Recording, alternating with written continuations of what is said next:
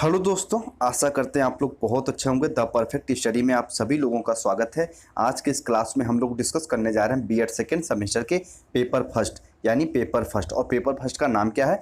तो ज्ञान और पाठ्यक्रम यानी नॉलेज एंड कैरिकुलम। अच्छा, नॉलेज एंड कैरिकुलम यानी पेपर फर्स्ट का ये लेक्चर मेरे भाई 6 है। इसके पहले 5 लेक्चर कंप्लीट हो चुके हैं, यानी 5 क्लास बिल्कुल कंप्लीट हो चुकी है, जिसमें फर्स्ट क्लास में हम लोग सिलेबस को समझे थे, ज्ञान और पाठ्यक्रम के। उसके बाद जो लगातार 4 क्लासेज हुई हैं उसमें हम लोग ज्ञान और पाठ्यक्रम के भी कुछ पार्ट को डिस्कस किए हैं। तो जो बच्चे द परफेक्ट स्टडी पर नए जुड़ते हैं वो क्या करेंगे, इस क्लास को जैसे ही क्लास ऑफ होगी और अपने टाइम के अनुसार जाके उन क्लास को कवर कर लीजिएगा, क्योंकि मेरे भाई हर टीचर का पढ़ाने का अपना अपना तरीका होता है और मेरी जितनी भी क्लास होती हैं वो एक दूसरे से रिलेट करते हुए रहती हैं। तो अगर आप उन 5 क्लास को मिस करोगे तो ये क्लास थोड़ा समझने में आपको डिफिकल्टी होगी, ठीक है। तो उन क्लास को जाके कवर करिएगा। और जो द परफेक्ट स्टडी के पहले से मेंबर हैं और पहले से जुड़े हुए हैं उनसे भी मैं रिक्वेस्ट करना चाहूंगा कि आप भी अपना टाइम निकाल के एक बार उन क्लास को रिवीजन जरूर किया करिए, ठीक है। चलो, और जो द परफेक्ट स्टडी मेरे भाई अगर आपको थोड़ा बहुत हेल्प कर पा रहा है तो क्लास ऑफ होने के बाद अपने फ्रेंड सर्कल में अपने दोस्तों के साथ द परफेक्ट स्टडी को जरूर शेयर किया करिए। ये मैं आपसे एक तरीके से सजेस्ट भी कर रहा हूँ, रिक्वेस्ट भी कर रहा हूँ आपको, ठीक है। चलिए, उम्मीद करते हैं सारे बच्चों, जितने भी बच्चों को क्लास हेल्पफुल लगती होगी वो तो जरूर शेयर करते होंगे, और नहीं भी करते तो अब करेंगे, ठीक है। चलिए, आइए बात शुरू करते हैं हम लोग। आज की हमारी जो टॉपिक है वह पाठ्यक्रम के निर्धारक संबंधी आलोचनात्मक मुद्दे। इसके पहले जो 5th क्लास में हम लोग कवर किए थे पाठ्यक्रम के निर्धारक, और उसी से रिलेट करते हुए ये टॉपिक भी है, लेकिन इसमें हम कुछ आलोचनात्मक मुद्दे को कवर करेंगे। जैसे आलोचनात्मक मुद्दे कौन कौन से होते हैं, जैसे हमारा पर्यावरण हो गया, हमारे लैंगिक पक्षपात हो गए, हमारी सामाजिक संवेदनशीलता हो गई, कि हमारे पाठ्यक्रम में इन लोगों का क्या रोल है, ये लोग पाठ्यक्रम को कैसे निर्धारण करते हैं, ठीक है। इन सब चीज़ों को इसमें हम लोग कवर करेंगे। तो आइए चीज़ों को शुरू करते हैं। ये क्लास भी बहुत इंपॉर्टेंट होने वाली है, तो पूरी क्लास को बहुत ध्यान से देखिएगा मेरे भाई। आ जाओ, सबसे पहली जो हमारी टॉपिक है वो है पर्यावरण चिंत विषय यानी environmental concerns as a determinants of curriculum, यानी पाठ्यचर्या के निर्धारक के रूप में जो पर्यावरणीय चिंत विषय है वो कैसे अपना रोल प्ले करते हैं, इन सब चीज़ों को समझते हैं। देखो, सबसे पहले इसकी मैं भूमिका बनाता हूं ताकि आपका कॉन्सेप्ट क्लियर हो। अच्छा, एक बात और, कुछ बच्चों के की मैसेज भी आए थे इंस्टा आईडी पे और व्हाट्सएप पे भी मैसेज आते हैं, सर क्लास बहुत लंबी हो जाती है। तो मैं प्रयास करूंगा कि क्लास थोड़ा सा कमी ड्यूरेशन की हो, जल्दी खत्म हो, ठीक है। आप परेशान मत हो। चलो, आप ही लोगों के लिए थोड़ा सा एक्सप्लेन करता हूं ताकि आपको थोड़ा सा और चीज़ें समझ में आ जाए, इसलिए क्लास लंबी हो जाती हैं। और ठीक है, मैं क्लास छोटी करने का प्रयास करूंगा, बस आप परेशान मत हो। चलो, अभी समझते हैं ना पर्यावरणीय चिंतन विषय क्या होती है, पहले से समझो। देखो, अगर मेरे भाई ये बताओ, अगर आपको पता है कि आप अगर 5 मिनट भी बिना ऑक्सीजन के नहीं रह पाओगे, कहोगे सर जी बात तो सही है, लेकिन ये ऑक्सीजन कहाँ से आ गया? ये बताओ मेरे भाई, अगर पेड़ पौधे ना रहें तो क्या हमें ऑक्सीजन मिलेगा? कहोगे सर जी नहीं मिलेगा। तो उन पेड़ पौधों की इंपॉर्टेंस को जानने के लिए, बच्चों में शुरू से उन पेड़ पौधों की इंपॉर्टेंस डेवलप करने के लिए हमें क्या करना होगा? तो कहोगे सर जी उनके पाठ्यक्रम में पर्यावरण के प्रति जागरूकता लानी होगी। तो भैया यही इस टॉपिक के अंतर्गत हमें कवर करना है कि कैसे हम पर्यावरण को पाठ्यक्रम के निर्धारक के रूप में शामिल कर सकते हैं। इन सब चीजों को आओ हम लोग डिस्कस करते हैं इस टॉपिक में। देखो, राष्ट्रीय पाठ्यचर्या की रूपरेखा 2005 यानी नेशनल कैरिकुलम फ्रेमवर्क 2005 बच्चों के स्कूली जीवन को बाहर के जीवन से जोड़ने का समर्थन करती है। वो कहते हैं ना एनसीएफ 2005 कि बच्चा का जो स्कूली जीवन है, जो सिलेबस तो पढ़ते हैं, उसके साथ साथ उनको इन्वायरमेंट से यानी उनके सोसाइटी से भी जोड़ना इंपॉर्टेंट है, क्योंकि पर्यावरण की सुरक्षा हमारे लिए महत्वपूर्ण है। क्योंकि भैया पर्यावरण तो हमारे जीवन का आधार है, एक तरीके से देखा जाए तो भैया इसके लिए ये महत्वपूर्ण है। चलो, आइए चीज आगे बढ़ते हैं।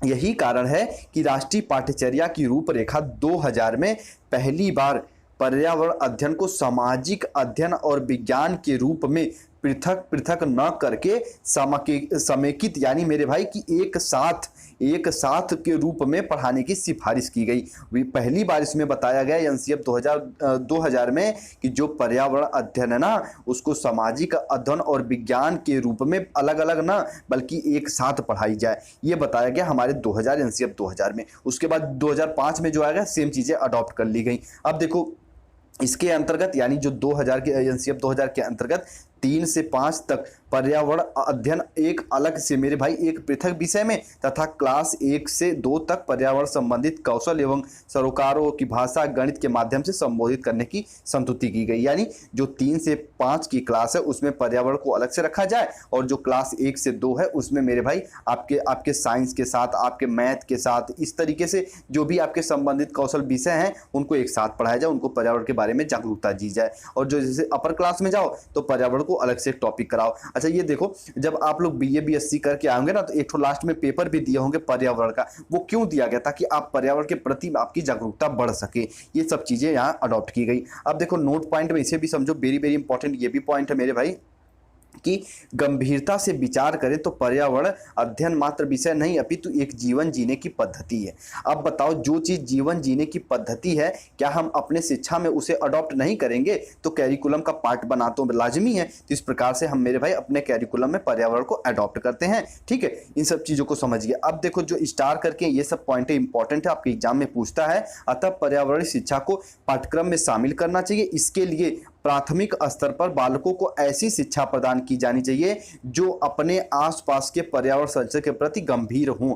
जैसे उनके पास छोटे छोटे पेड़ हों तो वो उन पेड़ों को भैया तोड़े ओड़े ना, उनकी रक्षा करें, उनको पानी दे गर्मियों में, इस प्रकार से उनका देख रेख करें। और जैसे वो अपर क्लास में जाए यानी उच्च प्राथमिक स्तर पर पाठ्यक्रम में प्राकृतिक संसाधनों का संरक्षण, विवेकपूर्ण उपयोग, जल, उसके बाद ऊर्जा संरक्षण, प्राकृतिक संतुलन आदि तथ्य होने चाहिए। अब देखो जैसे बड़े क्लास में होंगे तो आपको बताना चाहिए भैया कि जल का हम संरक्षण कैसे कर सकते हैं, ऊर्जा का संरक्षण कैसे कर सकते हैं, उसके बाद हम जो प्राकृतिक संसाधन है उसका उपयोग कैसे कर सकते हैं। ये हमारे करिकुलम में इसको, ये सब चीजों को अडॉप्ट करना चाहिए। उसके बाद जब माध्यमिक स्तर पर बच्चे जाएंगे तो माध्यमिक स्तर पर क्या होगा कि पाठ्यक्रम में जैविक व अजैविक पर्यावरण पारिस्थितिकी तंत्र और उसकी समस्याओं, सामाजिक वन की पर्यावरण के संरक्षण संबंधी उपाय शामिल होने चाहिए। अभी मैं लास्ट में इसका निष्कर्ष भी बताऊंगा जो आपका मेरे भाई एक तरीके से इंपॉर्टेंट होगा आपके लिए। उसके बाद जब स्नातक स्तर पर जाएं तो पर्यावरण संरक्षण को अनेक व्यवसायिक कार्यक्रमों में शामिल करना चाहिए। और देखो यहाँ पे हाईलाइट किया हूं कि वर्तमान में प्रत्येक स्नातक करने वाले छात्र को, छात्र या छात्रा को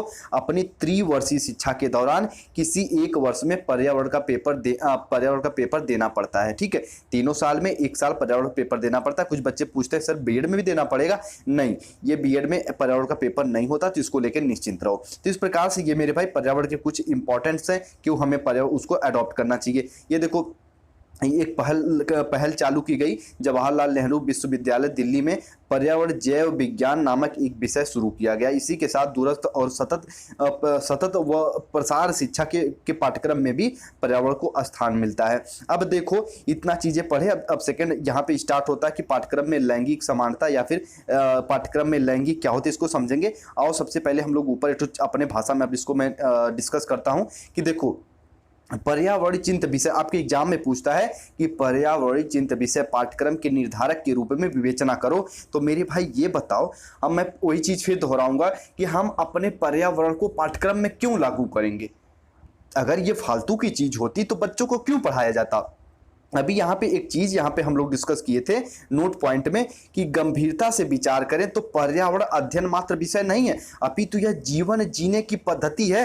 तो ये बताओ भैया, जो जीवन जीने की पद्धति है उसको हम अपने कैरिकुलम में अडॉप्ट करेंगे कि नहीं, उसको कि हम संकेतित करेंगे कि नहीं करेंगे। तो कहोगे सर जी 100% करेंगे, क्योंकि अगर शुरू से ही पर्यावरण के बारे में बच्चों को जागरूक नहीं करेंगे तो वो आगे चल के जागरूक हो पाएंगे? नहीं हो पाएंगे पूरी तरीके से। तो इसीलिए अपने पाठ्यक्रम में बेसिक स्तर से ही और उच्च स्तर तक मेरे भाई स्नातक स्तर तक हमें जागरूकता बना के रखनी चाहिए कि पर्यावरण हमारे लिए क्यों इंपॉर्टेंट है, हमारे लिए जल क्यों इंपॉर्टेंट है, हमारे प्राकृतिक संसाधन क्यों इंपॉर्टेंट है। तो इन सब चीजों को जागरूकता बढ़ाने के लिए हमें मेरे भाई हमारे कैरिकुलम में इन सब चीजों को अडॉप्ट किया गया। उम्मीद करते हैं यह टॉपिक अगर आपके एग्जाम में आता है तो आप अच्छे से लिख के आओगे। अब भैया जो आज की टॉपिक है मुख्यतः जिस पे आज हम लोग बात करने वाले हैं ना, वो ये है कि पाठ्यक्रम में लैंगिक पक्षपात वेरी वेरी इंपॉर्टेंट है। जेंडर बेसिस इन कैरिकुलम वेरी वेरी इंपॉर्टेंट है मेरे भाई। इसको हम लोग समझते हैं कि कैसे एक पाठ्यक्रम में लैंगिक पक्षपात को बढ़ावा मिलता है, उसके बाद हम कैसे किसी पाठ्यक्रम में या फिर किसी समाज में हम लैंगिक पक्षपात को कम कर सकते हैं। अब देखो, ये तो बात हुई कि हम लोग बुक लैंग्वेज अभी समझे। अब थोड़ा व्यवहारिक चीज समझो कि लैंगिक पक्षपात में हम आखिर बात किसकी करते हैं। तो एक शब्दों में अगर हम कहें तो मेरे भाई बालिकाओं की बात करते हैं, यानी छात्राएं की बात करते हैं, छात्राओं की बात करते हैं कि कैसे लड़कियों के साथ, कैसे छात्राओं के साथ भेदभाव किया जाता है, लैंगिक भेदभाव किया जाता है हमारे कैरिकुलम में, हमारे समाज में। इस प्रकार से इस टॉपिक में हम लोग यही समझेंगे। तो आइए चीजों को शुरू करते हैं, उम्मीद करते हैं आपका बेस बन गया होगा। देखो, पाठ्यक्रम द्वारा लैंगिक पक्ष किस प्रकार प्रभावित होता है तथा यह किस रूप में लैंगिक असमानता को बढ़ावा देता है, इस तथ्य को समझने के लिए निम्नलिखित बिंदुओं पर प्रकाश डालना, यानी 2 पॉइंट को हम लोग समझेंगे और आपका कॉन्सेप्ट क्लियर हो जाएगा कि कैसे हमारे पाठ्यक्रम में लैंगिक पक्षपात को बढ़ावा मिलता है, जो कि गलत है। ठीक है, अभी देखो क्या है ना कि हमारे जो कि मेरे भाई संविधान में बताया गया है कि सबको एक समान नजरिए से देखना, चाहे वो स्त्री हो, चाहे पुरुष हो, चाहे वो थर्ड जेंडर हो। लेकिन क्या होता है, एक तरीके से हम कह सकते हैं ये पुरुष प्रधान देश है या पुरुष प्रधान सोसाइटी है हमारी, तो यहाँ पे सिर्फ पुरुषों को ही वर्चस्व में माना जाता है। लेकिन एक तरीके से ये 100% गलत है और ये आज के समय में बदलती हुई शिक्षा और बदलती हुई समाज की संरचना के अनुसार ये चीजें बिल्कुल गलत होती जा रही हैं। लड़कियां भी अपनी समान भागीदारी लड़कों के साथ कंधे से कंधे मिलाकर आगे बढ़ रही हैं। लेकिन जो पहले से कुछ कुरीतियां चली आ रही हैं उनको कैसे मिटाया जा सकता है, उन चीजों को हम लोग डिस्कस करने जा रहे हैं। देखो, चीज़ों को समझते हैं। सबसे फर्स्ट पॉइंट में कैसे बढ़ावा मिलता है, यहाँ पे चीज़ें समझो। पाठ्यक्रम के अंतर्गत शैक्षिक विषयों में चयन।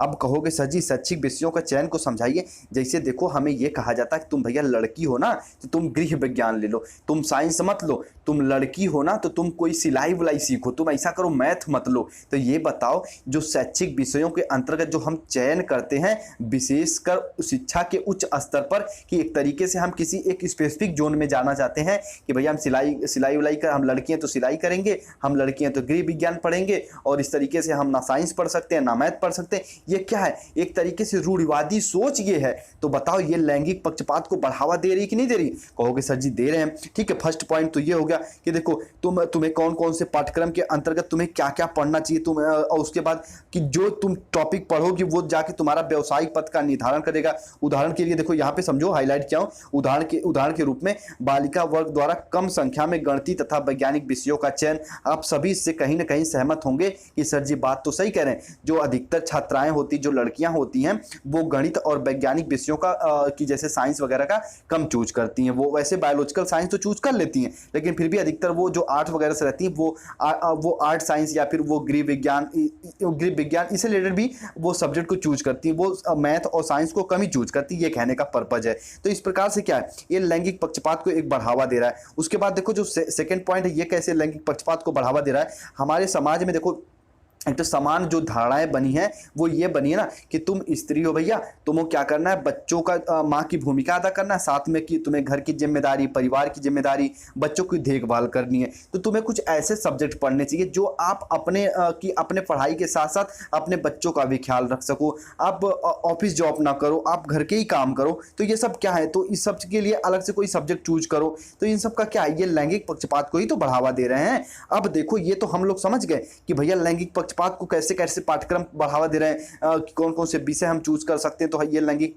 की एक तरीके से बाधित करते हैं कि तुमको गृह विज्ञान ही चूज करना, तुम लड़की हो। तो ये लैंगिक पक्षपात को बढ़ावा देते हैं। अब जब बात आती है कि ठीक है सर बढ़ावा तो हम दे दिए, लेकिन अब ये मान लो हमसे गलती हो गई है, तो उस गलती का हम सुधार कैसे करेंगे? तो कहोगे सर जी लो तो आ जाओ सुधार करते हैं कि पाठ्यक्रम आधारित लैंगिक असमानता को दूर करने के सुझाव। वेरी वेरी इंपॉर्टेंट है, आप लोग टॉपिक पे ध्यान दीजिए कि लैंगिक आधारित पाठ्यक्रम आधारित लिंग असमानता को दूर करने के क्या क्या सुझाव हो सकते हैं। सबसे फर्स्ट सुझाव है मेरे भाई, पाठ्यक्रम बनाते समय लैंगिक नीति निर्माताओं को बालक या बालिका वर्ग समूह को अलग से प्रदर्शित नहीं करना चाहिए, बल्कि उन्हें अपनी पाठ्यक्रम नीति में समजाति समूह का समावेशन करना चाहिए व एक दिशीय व समान कार्य प्रणाली का उपयोग करना चाहिए। कहने का मतलब है कि भैया पाठ्यक्रम निर्धारित करते समय लड़की लड़कों को ध्यान में रखते हुए कोई भेदभाव नहीं करना चाहिए। सबके लिए एक समान पाठ्यक्रम बनाना चाहिए। ये फर्स्ट सुझाव है। अब देखो वेरी वेरी इंपॉर्टेंट है ये। गणितीय, वैज्ञानिक तथा टेक्नोलॉजी जैसे विषयों पर बालक या फिर जैसे पुरुष कह सकते हैं समूह का अधिपत्य है। ये हम सब ऐसी हमारी धारणा है।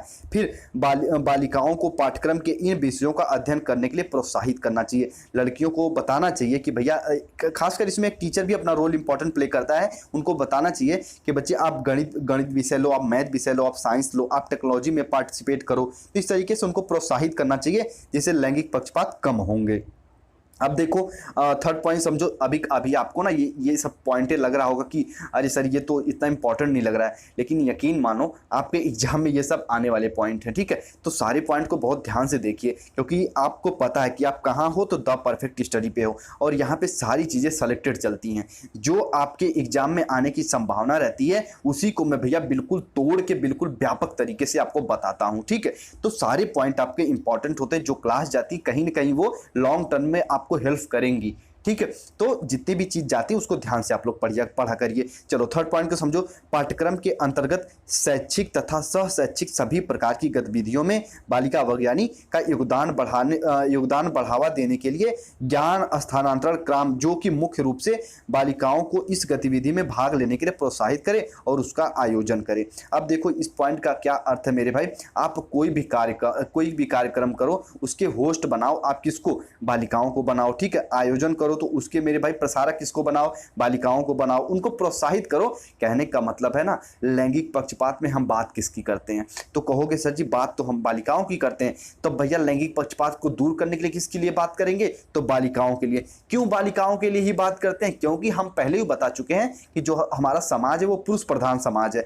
तो जब पुरुष प्रधान समाज है तो पुरुष तो पहले से स्ट्रांग है, तो हमें स्ट्रांग बनाना किसे है, तो हमारी स्त्रियों को, हमारी महिलाओं को, हमारी बच्चियों को, हमारी बहन बेटियों को, तो उनको स्ट्रांग बनाने के लिए सबसे पहले उन्हीं पे तो हमको प्रमुख तरीके से ध्यान देना चाहिए। तो इस प्रकार से उनको प्रोत्साहित करना चाहिए हर एक क्षेत्र में। उसके बाद फोर्थ पॉइंट समझो इंपॉर्टेंट है। विषय चयन में परिवार, अध्यापक, सहयोगी समूह द्वारा बालिकाओं में प्रेरणा उत्पन्न करना कि तुम ऐसा करो, साइंस ले लो, तुम ऐसा करो, मैथ ले लो, तुम ऐसा लिखो, बायोलॉजिकल साइंस ले लो। इस तरीके से उनको प्रेरणा उत्पन्न करो ताकि वो चीज़ें खुद समझ सके। और कहते हैं ना कि थोड़ा सा अगर लड़कियों को आप थोड़ा सा अगर आप प्रोत्साहित कर दो ना, तो वो बहुत कुछ अचीव कर सकती हैं। लोग क्या होता है कि लड़कियों को लोग पहले से डिमोटिवेट करते हैं, अरे तुम लड़की हो, तुम ये नहीं कर सकती, तुम वो नहीं कर सकती, तो क्या होगा, वो पहले से डिमोटिवेट हो जाती हैं। और इस तरीके से वो उनका घर में भी अधिकतर घर में तो नहीं, लेकिन कुछ कुछ घरों में ऐसा होता है कि लड़कियों को वैसा तवज्जो नहीं दिया जाता लड़कों के अपेक्षा, और बाद में उनको विषय चयन के लिए भी बाधित करो, उनको पढ़ने भी ना दो। तो इस तरीके